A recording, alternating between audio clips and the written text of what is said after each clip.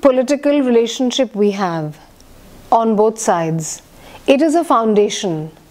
But on this foundation, the edifice that we have to build has to be an edifice of close business relations and people-to-people relations. That is how it has to be.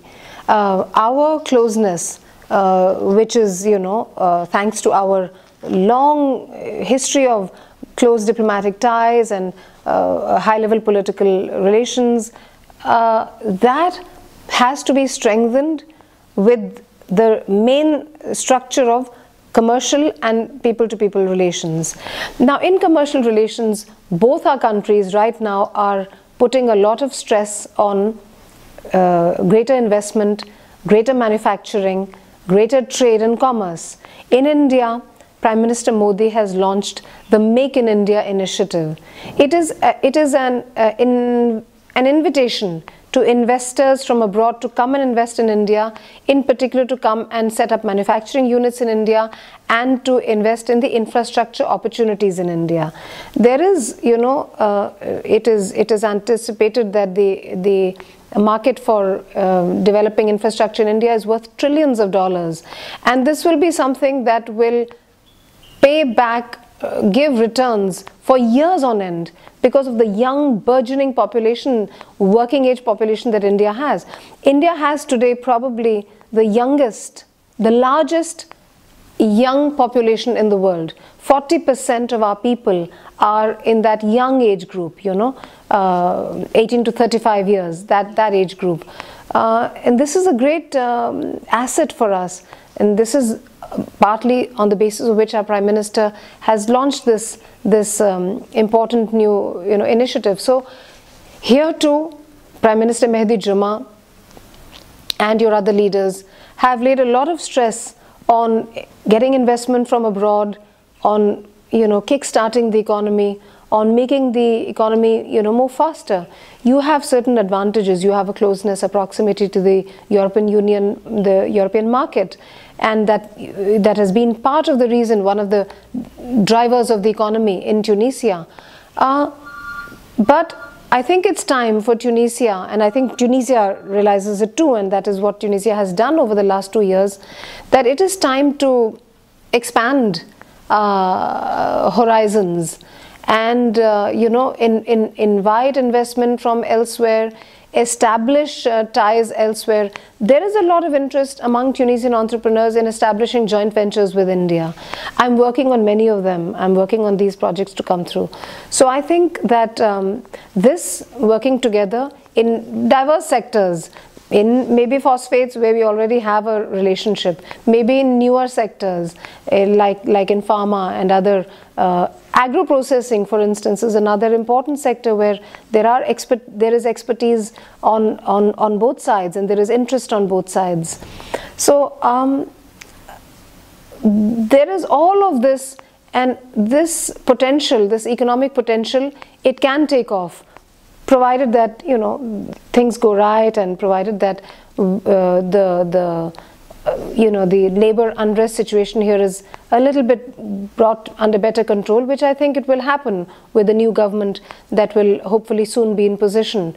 Already there is a lot of hope and a new drive for progress and development in Tunisia with the new president, the new government. So let us hope that good things happen on the front of economic synergy. Apart from that, like we just mentioned, we have to increase people-to-people contacts. That has started already. Post-revolution, there has been a large upswing in the number of people traveling between our countries, from here to India and from India to here. With a little bit more awareness, with some small things, I will be meeting the Tour Operators Association in India when I go next week in Delhi. I will be meeting them, and I will be once again canvassing with them an important new gesture that has been made to us by the government of Tunisia. In October last year, the Tunisian government announced exemption from visa for Indians traveling in groups of more than 20. So this is also not very widely known in India, though we are trying to make it better known. But when I meet the Tour Operators Association this time, I will canvass this further and explain to them that, you know, this is a gesture and we should take advantage of it. Provided some other small things are put in position, like many of the tour operators have told me that if there is a flight which can bring Indians into Tunis for maybe 1 or 2 nights, and then from here they go on to London. So, you know, having a flight which functions that way would, because there are so many Indians who travel to London anyway, you know, on work, to study, etc. So if you could have something like this work out, then the tour operators tell me that we can very easily make a, you know, attractive package here for 2, maybe 3 nights, and then have them go on. And that way you increase awareness of the Tunisian market, of the Tunisian tourism market among Indians. That's one way of increasing awareness. So provided a few things like this are put into position, I'm very hopeful that in the near future we will have deeper you know, people-to-people contacts. One other small thing I forgot to mention: we have already a small but growing number of Tunisians who go to India to study. There are many who go there for short-term scholarships, particularly in science, in accounting, and in English language skills, to learn to speak English or to improve their English skills.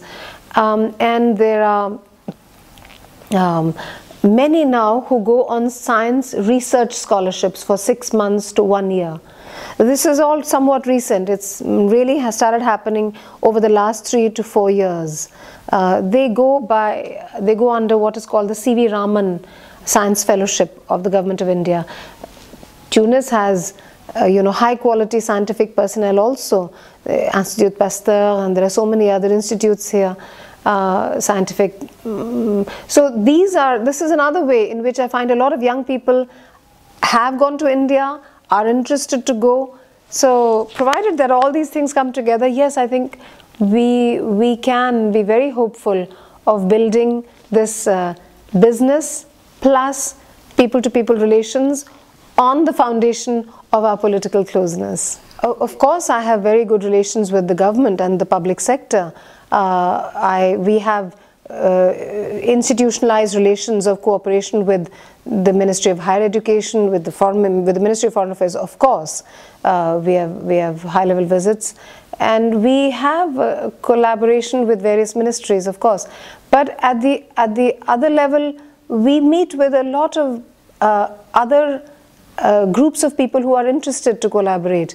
I am in regular touch with people from Utica, from Connect, the other Chamber of Commerce, with the Tunis Chamber of Commerce also.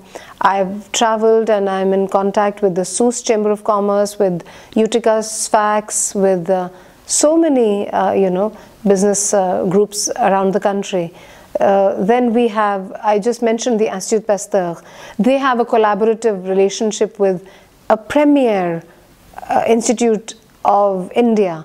It's the ICGEB, the International Center for Genetic Engineering and Biotechnology in New Delhi. They have a collaboration. Then we have other collaborations. There is a premier institute to study foreign trade in India, the Indian Institute of Foreign Trade. They have come and they have established you know, relations between the Institute for the Foreign Service Institute under the Ministry of Foreign Affairs. Then we have the IHC, the Institut des Hautes Études Commerciales in Carthage. IHC is in the process of coming to a collaborative understanding with the University of Kashmir. We have good relations with the Faculté de Droit et de Sciences Politiques de Université de Tunis campus. And apart from all of this, of course, I meet with friends from the media like you. I have good relations with colleagues in La Presse, Le Temps, Ashuruq, Sabah. So these are the various you know, sections of Tunisian society that I'm in contact with. Also, of course, an important part of the Tunisian landscape post-revolution has been the civil society. There's so many NGOs that are there. I have been in touch with some of them.